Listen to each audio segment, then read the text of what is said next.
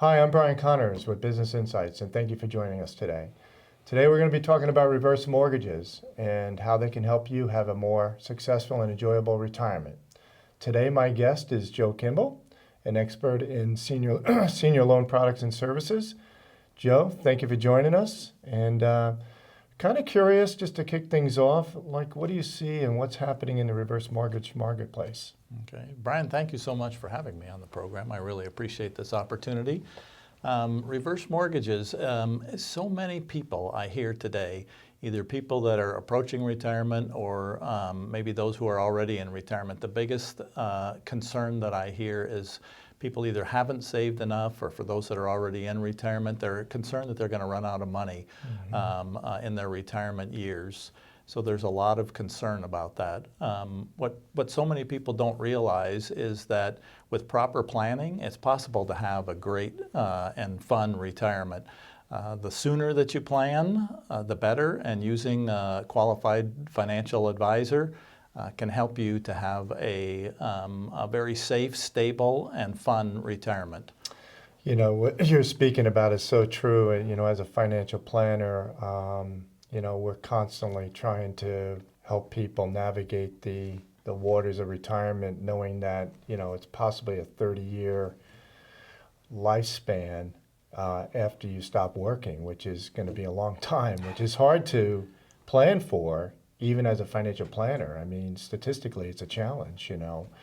So while many may not be facing, you know, what to do in that arena at this moment, we have clients that ourselves, we project out statistically 30 years to try to see what we can find out if there's any need for potential alternative solutions for making sure that retirement is what we call sustainable. Yes. But you know, when we talk about a reverse mortgage sometimes in that mix, it's a delicate matter because a lot of people just don't understand it. They don't understand that, you know, who owns the home, what's going to happen after they're gone. And then the common, you know, big question is it's just too expensive. Right. So tell us a little bit about what's going on in reverse mortgages today, because I think there's a lot of false myths, if you want to call it, Yes. about what a reverse mortgage is and how they're structured today to address those kind of concerns. Okay. Well, you hit all the common concerns right on. I hear that a lot from the concern about, you know, I don't own the house, they're too expensive, I want to give the house to my kids. All these are common things that I hear from senior citizens. And so what I'd like to do is just give you a little brief history to just show how that it's changed. Reverse mortgages first hit the marketplace in 1961. They were offered by just a couple of private investors. They were unregulated and very expensive. And so that, like anything that's new, it's refined over time. And so in the early 1980s, reverse mortgages came to the forefront because the need was starting to grow. And so in 1988, President Reagan signed legislation that authorized the Federal Housing Administration to regulate, insure, and just bring structure to the reverse mortgage world. And then again in 2000, I didn't even know they were around that long previous Yes. to now. Yeah, That's they were interesting. private, and some of them were even equity shares. They weren't even mortgages. And that's where a Okay. lot of the misconception comes from, that I don't own my house. It's not true today. It's just like any other mortgage. You always own it unless you would default on if you didn't make your tax or insurance payments, the lender could take the property back. But other than that, So how do you always address own that? That's because I know that's a big concern for a lot of people I talk to. They hear about it on CNN or they hear it on a Right. major media TV channel, and they say, yeah, Mr. and Mrs. Couple here lost their home because they didn't do something. Yes. So those somethings are exactly Paying what? your taxes and insurance. Those are the two things that you always have to do because it is your home. It's not the lender's home. You're Okay. responsible for that. Okay. In 2010 and 14, they signed additional legislation in regards to reverse mortgages. You now have to go through counseling. It's one of the very few products where the borrower must go through third-party disinterested third-party counseling Okay. before they can even apply for a reverse mortgage. And the purpose of that is so that you fully understand it. The homeowner is responsible for making their tax and insurance payments. They no longer have to make a mortgage payment. They can if they choose to, but they don't need to. Right. And that's So just to follow up on that, so there is an independent agency or entity out Yes. there that is asking questions before anybody takes a step to finally Yes. consummate a reverse mortgage. Yeah, the process is that we have to meet with the reverse mortgage person Okay. and review a proposal package, Right. which has numbers and disclosures and all kinds of things specific to their situation. And then after that process, before I can actually take an application, they have to contract with a HUD-approved counselor and go through an hour worth of counseling to make sure that they understand, that I told them everything, and that they understand all the features, benefits, and risks of a reverse mortgage. So they can't even apply for the loan until they've completed that. So that's good. So that addresses, I think, big concerns, because those are the ones that I think most people hear about and they go, well, that sounds like that's going to be a dangerous proposition if I go down that path. Tell us a little bit about the situation of, I know some people say, well, how much can I get, or how can I structure a reverse mortgage that'll work for me? I've heard there was some new changes in that area as well, as terms of how much money you might be able to access in terms of your home equity. Right. That's a great question. Reverse mortgages are like a hybrid between almost an insurance product and that there's an actuarial piece to them. Life expectancy is part of the calculation for loan to Okay. value. Interest rate. So the factors that affect it, your loan to value, are your age and the interest rate on the loan. And the reason for that is the lender does not want that property to be negative. They don't want it to go upside down. They want the homeowner to always have equity. And so the interest rate, if you're not going to make an interest payment for the entire time that you remain in that property, they have to make sure that along with the equity growth and the growth in the principal balance from not making a payment, that they still are protected. And so the calculation, I can't give you an exact loan to value figure other than if you're 62, you're probably only going to get about 50% of the loan to value, so that there's room for that Okay. interest to accumulate over time. The older you get, the higher the loan to value gets. You probably never get more than about 65%.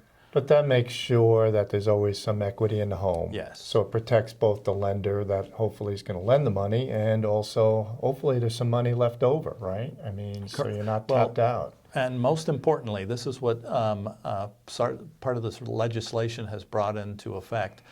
The reverse mortgage is one of a very, very few loan products that are a residential real estate loan products that is a non-recourse loan. And what that means to the homeowner is that they can never ever owe more than the value of their house. Even if they outlive life expectancy and the interest, they live to 120 and interest continues to accumulate and it exceeds the value of the home, neither they nor their heirs can ever owe more than they can sell the property. So that's an important point. So you're is. saying over time, if you live beyond a certain number of years, we project out to say age 95 Right. for people in planning for retirement, which I know life expectancy is quite a bit less than Yes. that, but because of longevity, we want to make sure. But you're saying, so if the loan to value was something like 120%, Right. that the person that has the loan is not responsible for the extra 20% above the Correct. fair market value. There are no short sales in reverse mortgages. Wow. So even, Okay. let's say that a senior citizen, everything is going along great and appreciation is still exceeding the interest accumulation, because both of those things are at work at the same time, appreciation and interest rate accumulation. But let's say, so everything's going great, and then we have another real estate downturn, and property values drop 10, 20, 30%, and now your property is underwater, not because of life expectancy, sure, that but because happens. of the marketplace. Same feature exists, that if they were to decide to sell that house and the loan balance was more than the property could be sold for, they don't owe it. It's the That was a lender big takes the concern what risk. happened in 2007. Exactly. Where a lot of people had borrowed money out of their home and then suddenly they were underwater and they were in this house that they didn't want to be in anymore. They couldn't afford it.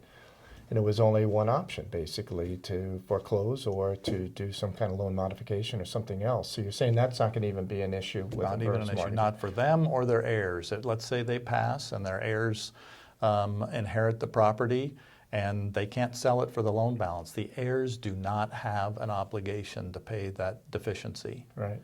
So just to clarify that, so I know a lot of people over the years have taken a home equity loan, Yes, otherwise known as a HELOC. right. Just to clarify what the difference is of that in terms of anybody thinking about doing that versus a reverse mortgage. Okay, so this, I don't want to get too deep because this is where it gets a little bit complicated. Many reverse mortgages offer a line of credit feature. So in addition to getting the original loan, whatever remaining equity in there will continue to grow over time, and the homeowner has access to it, very similar to a HELOC. So they could take that equity out at a future time. The primary difference between a HELOC, well, there are many, but the primary difference is that no mortgage payment is required on the reverse mortgage. You have to make a payment on your HELOC. Sure, that's a problem. A big difference in the HELOC too is if the marketplace changes, let's say values do go down, a HELOC lender can freeze your HELOC and you can't access it anymore. With a reverse mortgage, it's built into the mortgage documents that your line of credit will continue to grow and you will always have access to that line of credit regardless of what the market does. So even in retirement, let's say that there's a medical need and the marketplace has come down, but your actuarial line of credit has grown. Right. And even though your property may not support it, you can still draw that equity out and use it for whatever future needs come up. It's a financial planning tool. It makes a lot of sense, like you said, for those unknown contingencies, particularly like long-term care, which Right. we find difficult sometimes to get people to consider that in their retirement plan, to have a pot of money that's available in case those concerns or needs come up. Right.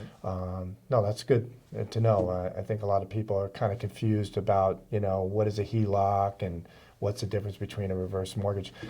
I've heard that in some cases you're going to pay a little bit higher interest rate on a reverse mortgage, and what's the reasoning for that? Okay.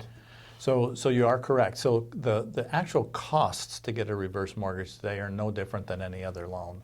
You have mortgage insurance, which is you need on many types of loans. And then you have escrow, title, normal closing costs. Those are going to be nearly identical to any other type of loan that you get. But you are correct, the interest rates are typically higher. Not a lot higher, but they're a little higher. And the reason for that is that it's the only loan program that doesn't require a payment. And so the lender is taking a risk. Basically, you're transferring your risk of running out of money to the lender. And so the lender needs to be compensated for that. Additionally, the lender is taking on the risk if the market changes and the property is worth less than the loan balance. They're absorbing that risk, not the homeowner, not the heirs any longer. And so that's why the interest rate on reverse mortgages are a little bit higher, because there's an additional risk to the lender. Right. So I'm, say I had to take a reverse mortgage. I think one of the big fears of someone taking a reverse mortgage, what's going to happen to me if I get sick? I have to leave the home for whatever reasons. I have to go to a hospital for 6 months or whatever the situation is going to be. What does it look like as you get down that path towards the end, for both the person that is likely to, having to turn over the home to someone, or who gets it, what happens at that point? Right. You have all these very good questions. Thank you, Brian. When you originally get the first your reverse mortgage, you have typically husband and wife are on title. Not always, but typically. And so you can keep that reverse mortgage until the last person on title passes.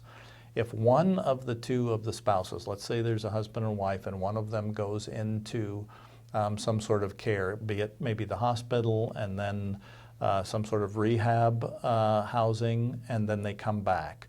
As long as one of the person on title is living in the property, there's no problem with the loan. Okay. Upon, let's say one of them passes and the second one goes into some sort of assisted living or short-term care, they have a year before they have to move back into the house. So they can be out of the house for a year and still keep it. After a year, they will have to do something with the property because it's highly likely that they're not going to be back in the property. Right. So they could use that year to basically sell the property or do something to... Right. Well, actually, they have another 6 months beyond that. So, okay. So if at the end of every year, the homeowner has to declare whether they're occupying the property as their primary residence, whether they're actually living in it. Okay. So at the end of that year, if the answer is no and I'm not coming back, you have 6 months to either pay off the loan, sell the home, and the loan has to be paid off. Right. So either through sale, maybe the kids want to pay off the loan, Sure. and anyway. Okay. So which brings us to a good point. So the parents now are going to be in that 1 year period, Right. And one of them maybe has passed on. So we have one that may be going to assisted living or some kind of long-term care facility. What do the kids? What does it look like for the children now as to what their decision process is going to be? If I heard you correctly, one of the parents has passed, the other one is still living, but in some sort of assisted Is projected or is going or maybe needing to go to a long-term care facility or assisted living. And I'm the child and I'm wondering, okay, I have these decisions to make. What, again, do the children, they still own the home? The parents still own the home. The parents still own the home, Yes, see? the children's do not, the kids don't own the home. They'll the parents inherit the always do. home. They will inherit the home.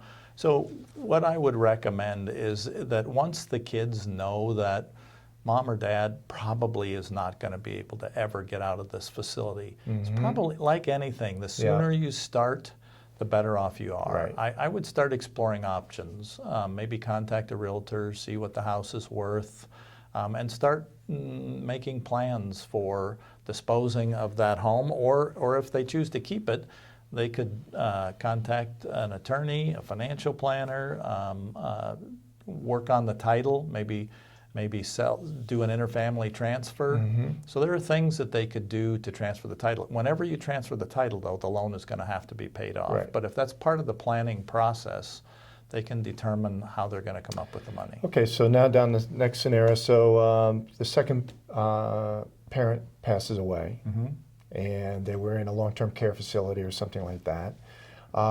So now, at that point, the loan has to be settled. Yes. And how long is that typically process to sell the house, to settle the loan, or to have the children restructure things? So after the second person, the last person on title passes, there's a 6-month period where you have to pay off the loan. If at the end of 6 months it hasn't been done, you can request an extension for an additional 6 months. So you have 6 months with the possibility of extending for an additional 6 months. So in other words, if you have it up for sale, you probably can go back to the lender and say, look, I'm trying to sell it, I just need more time. Okay. Exactly.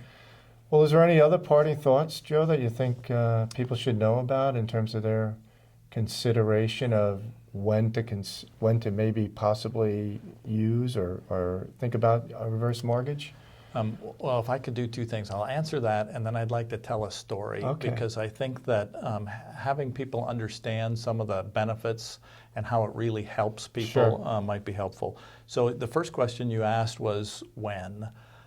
Like all planning, sooner is better. And the reason for that is that something could happen just like with getting proper life insurance.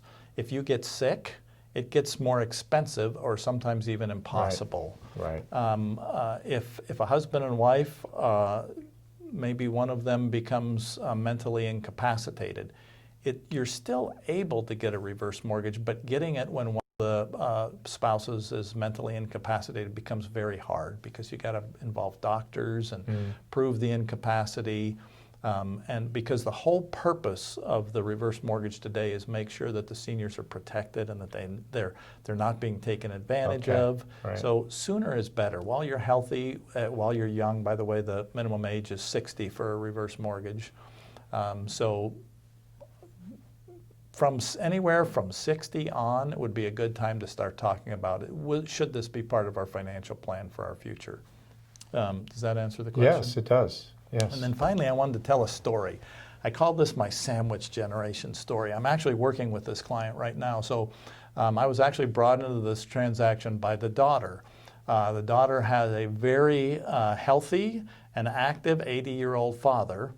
The mother passed away a few years ago, and not only did Dad lose the love of his life, but he also lost her Social Security income. So his income went down. Yes. Yeah. But as inflation costs continue to mount, and he found himself unable to pay his bills. So he took out a HELOC, a home equity line of credit, and he continued to use that to pay his bills. Every month he would just tap his HELOC until the HELOC reached the maximum amount, and he couldn't do it he couldn't pay his bills anymore. So daughter and her husband stepped in, and they were supporting him to the tune of about $1,000 a month. Which is a common problem for a lot of people, right? Exactly. They're taking care of their kids. They had 2 teenage kids. They're getting ready to go into college.